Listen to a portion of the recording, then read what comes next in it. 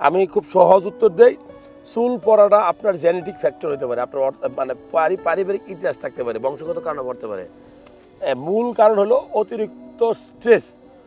ধরেন আপনি সাংসারিক অশান্তিতে আছেন, চাকরির ভেজালে আছেন, বা হাজব্যান্ড ওয়াইফের প্যারা আছে, মানে ডিপ্রেশন, অনেক বেশি টেনশনে থাকলে মানুষের চুল পড়ে। এটা তো টেস্টোস্টেরন হরমোন কমে। এটা তো আমাদের চুল দাড়ির জন্য টেস্টোস্টেরন হরমোনটা অনেক গুরুত্বপূর্ণ ভূমিকা পালন করে। এটাও যদি কমে তাহলে চুল পড়তে পারে। থাইরয়েড হরমোনের কারণে চুল পড়তে পারে, খুব গুরুত্বপূর্ণ, আয়োডিনের অভাবে। আপনি মনে রাখবেন, আমাদের মা বোনদের বলবো, ওনারা তো ওই যে সারাদিন কাজ করে গোসল করার সময় পায় না।